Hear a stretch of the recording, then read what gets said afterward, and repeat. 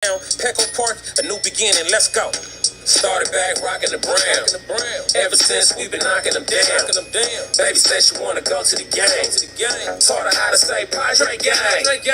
Started back rocking the brown. Ever since we've been knocking them down. Mitchell and Ness with the old school name. All of the homies holler Padre gang. Yeah, that. And good day, everybody. Welcome to the Padres versus Phillies Talking Friars pregame show for May 17th, 2022. I'm your host, Ben Fadden. The Padres had an off day yesterday, and they get back at it today in the city of brotherly love, Citizens Bank Park.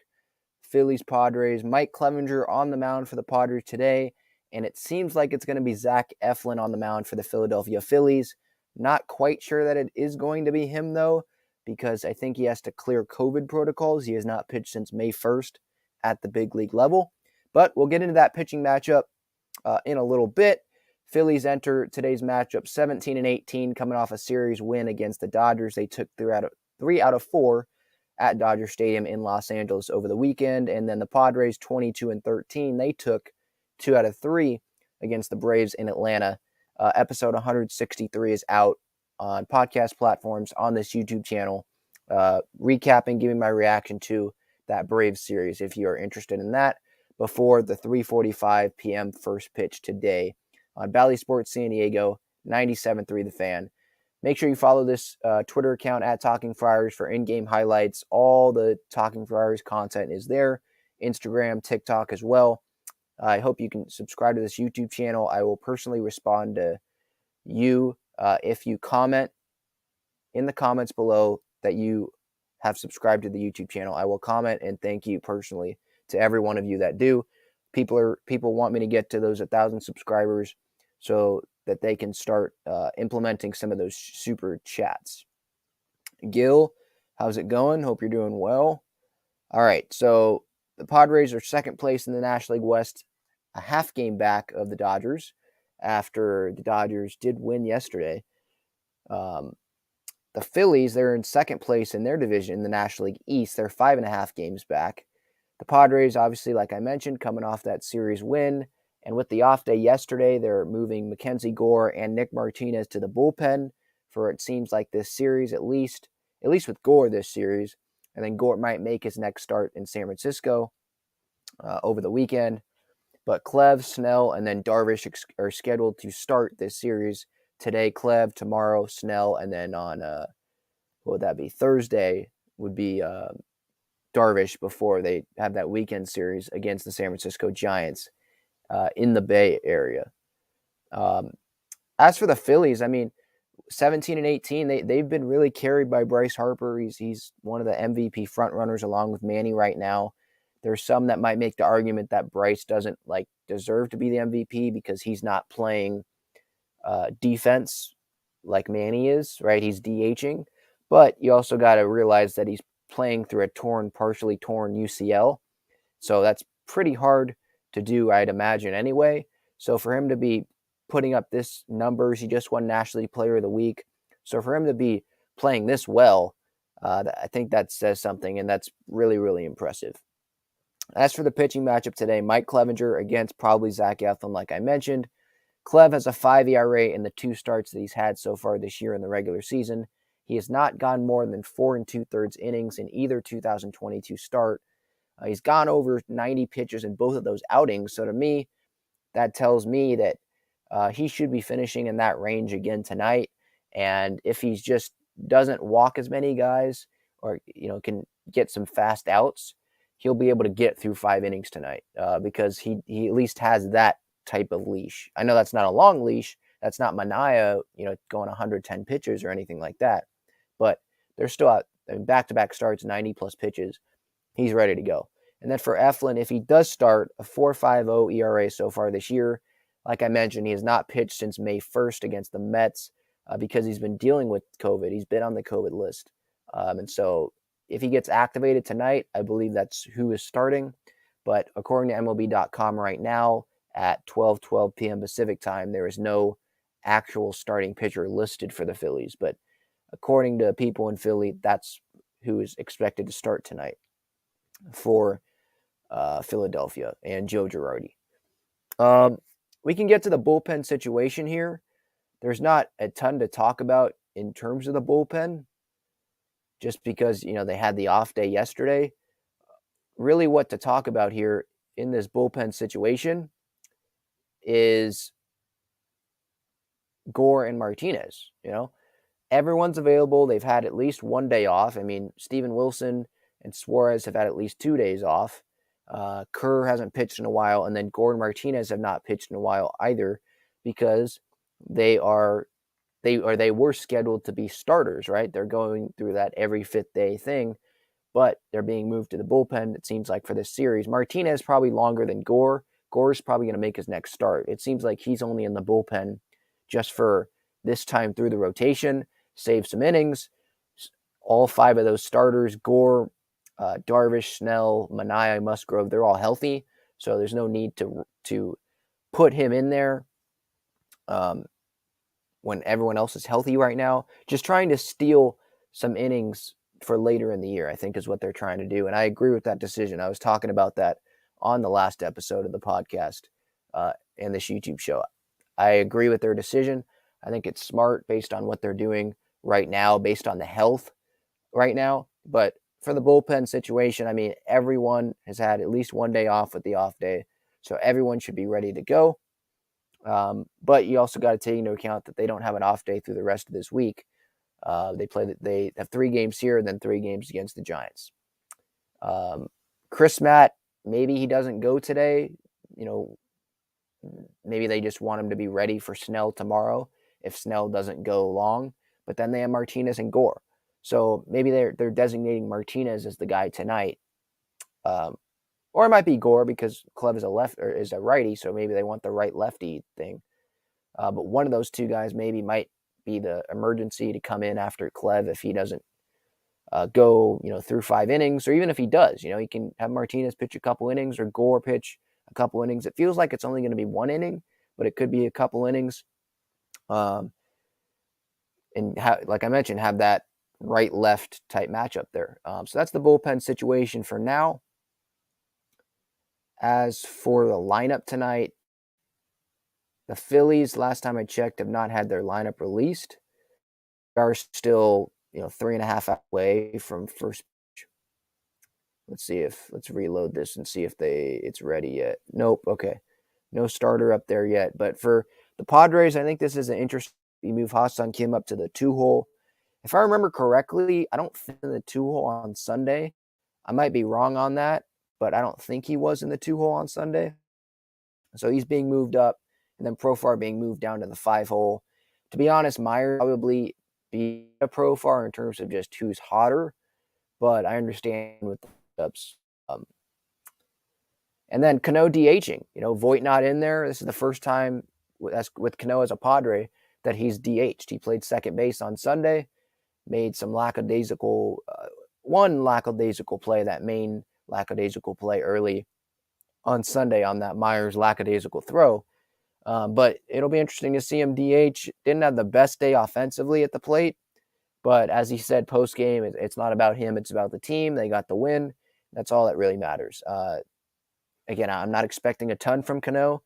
If he produces, he produces. If he doesn't, I can't really be too disappointed because he's a 37-year-old, 39-year-old, coming in here, was just released by the Mets, who's a contending team right now, the best team in the National League East, and the Mets are paying him $30+ million over the next 2 years. So they know that he's not the best player in the world, or obviously, and the Padres shouldn't expect him to be the best player in the world with them. But he's getting it. He's in there right now, hitting in the 7-hole tonight in front of Nola, who's more of a contact guy, and then in front of Grisham, who is really struggling, has not gotten off to the best start this year. Now, will he? I mean, for me, I've seen better at-bats out of Grisham lately, and I think that's good. Obviously, there were a couple. Was it Sunday? I think it was Sunday late in the game. He didn't have the best at-bat, but at the same time, like the rest of the series, he had decent at-bats. He was hitting balls to the warning track, so I think that's encouraging. I just saw a tweet come across that the Phillies lineup's out. Well, it's not out here, so let me check. No Bryce Harper in the lineup. That was one of my what to watch for. I just saw this tweet here from Jason Stark. Let me load that up. All right, so the Phillies lineup tonight against Clevenger. Eflin is starting, so I talked about him a little bit earlier.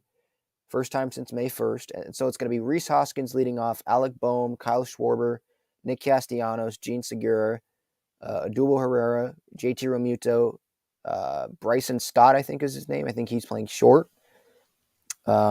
Jason Stark doesn't have the position that he's playing. Roman Quinn in center, batting ninth. So obviously with no Harper, that's great news if you're a Padre fan. Obviously, he's one of my favorite players personally, but I don't need him to be hitting bombs off the Padres pitching. He's probably going to be back in there tomorrow and Wednesday, so that's not great. But at least you don't have to play him every game of the series like the Dodgers did this past weekend, where he hit like 3 bombs, and that was a big part of why he was named the National League Player of the Week. So no Harper in that lineup. Castellanos DHing.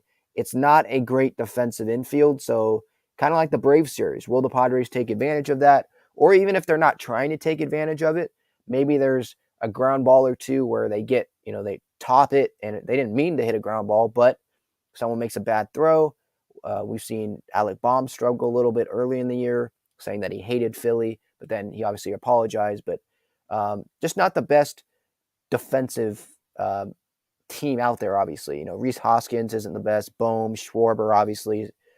Segura's okay. Realmuto's good. I'm kind of surprised that he's hitting 7th. I mean, I haven't done like this deep dive into the Phillies. I don't watch all of their games. I try to watch a good amount of games across the league. But it's kind of surprising to me that JT Realmuto's all the way down there at the 7th spot. Usually he's firmly in the middle of that order. Eric Hosmer's just better. Asks who is starting for the Phillies. Zach Eflin.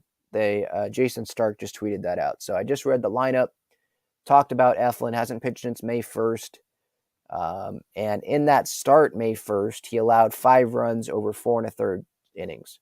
He has a 4.50 ERA this year. So Harper not playing, has that partially torn UCL. I think he's got a PRP injection or whatever it's called after the Dodger game yesterday or Sunday. Keep thinking today's Monday, but they have an off day yesterday. Today's Tuesday. That's one of my what to watch for. So no Harper. Will Gore or Martinez make their first relief appearance of the year? I think they might. I mean, you would think that they'd have Gore pitch after Clevenger if they are going to have one of those two, because he's a lefty and Cleve's a righty. But maybe they want more. I guess it's about giving Chris Matt some rest, and maybe he pitches after Snell tomorrow. And so they're comfortable giving Martinez a few innings after Clev today. Maybe that's how they deal with it. But I think that's something to watch out for, obviously. Profar moved out of the 2-hole with Kim going in there because he's the hotter hitter. I would still prefer Profar to be a little bit lower in the order, but that's just me. And then Cano at DH, see how he does there. My Padre pick for today, the one guy I think will get a hit on the Padres if I could only pick one guy and had to pick one guy. The last game, I picked Manny Machado. He got intentionally walked as a pinch hitter. I recorded that pregame show the day before the game, so I didn't have the lineups out, or else I would have picked someone else. But because there was no official at bat, I am still 21-10 so far this season in my pregame show Padre pick. And because I picked Manny last game, didn't really have an official at bat, I'll pick Manny again today. And it's not like I'm pissing. It's not like I'm picking Trent Grisham. I'm picking the MVP of the National League right now. So I feel pretty confident in that selection. Before we get out of here, I am scheduled to have an interview with a former Padre coming up today. So that episode might come out today. So stay tuned for that if you're watching live or on replay here. We'll see if that interview actually happens, but that is scheduled. I don't want to say the name because then if something, happens, I don't want to put that guy on the spot. All right. For some news and notes, Jacob deGrom, his scapula is healing. I think he's still throwing. He's starting his throwing program. I saw something about that with the Mets today. I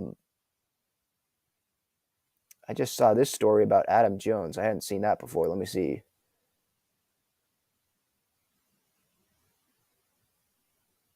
Adam Jones wrote a piece for the Players Tribune saying my next chapter. So it seems like he's retiring. Okay, Adam Jones hinted that his playing career is over. Here, let me read this real quick. Not the whole thing, just skimming through it.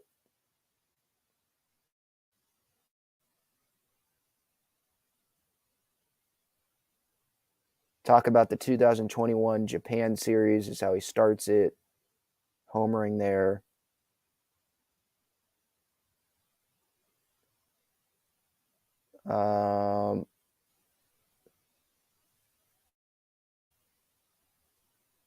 Talking about growing up, switching position from shortstop to center field.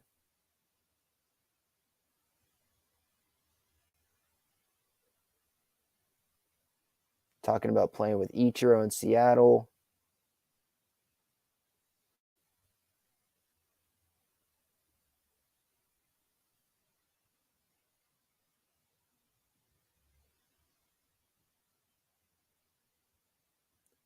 Talking just the Japan experience, COVID is pretty much what he's talking about here.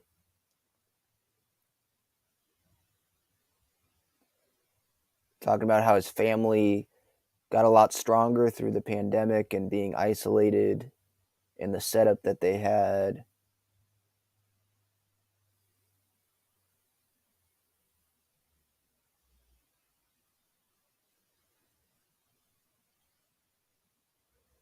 Saying how it was fascinating playing in another country after almost 2 decades in Major League Baseball.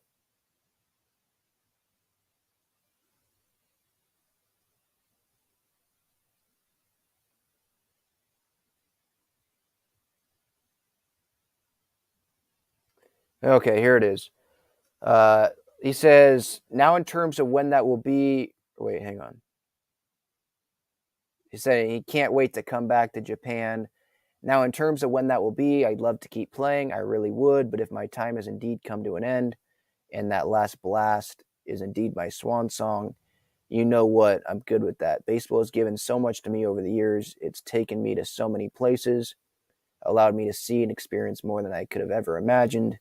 So hitting a homer in a huge situation in the Japan series really could be the perfect send-off for someone like me. I feel incredibly lucky. I gave every day my all, and it's been a hell of a run. Sending my love to you all and wishing you the best, Adam Jones. So it seems like he's retired or is retiring. It seems like that no team has gave him a call or at least gave him an offer that he's like really interested in. So that's what it seems like, that he's probably retiring, and he's pretty content with that. Yeah, Gil, you're talking. Yeah, Adam Jones is a funny dude when he comes on Ben and Woods Wednesday mornings. He's authentic. Yeah, I hope I'm authentic to you guys here. I'm obviously not a former All-Star or played for the Orioles or played for in Major League Baseball for 2 decades, but that's what I want to be, is not a lie or sugarcoat anything, just totally give my full opinion on everything. So, all right, getting back to some NL West action, some games on tap today. Dodgers are actually in action with the Diamondbacks. Do they have a doubleheader today or something? Yeah, it looks like they have a doubleheader today. Let's see. Their second game's at 7. Giants play in Colorado. So that's the division. That 2 divisional games, and then the Padres obviously playing in Philadelphia. So that's what the National League West looks like right now. Eric, yeah, you missed the last few pregame shows. If you did not see my pick, Eric, just in case, I picked Manny today because I picked him last game. He intentionally walked because he was pinch hitting, intentionally walked, so he didn't get in. So I figured I'll pick him again, just to pay off that pick. But yeah, all right, I think this will do it. Padres Phillies 3:45. Clevenger versus Eflin. Both teams in second place entering today. It's going to be a fun matchup. Snell tomorrow. It'll be fun. I'm Ben Fadden, your host. Thank you so much for watching this pregame show for May 17, 2022, before the Padres-Phillies game. I hope you subscribe to this YouTube channel for daily Padres content. and stay tuned for a possible interview with a former player. We'll see. All right. See you, everyone.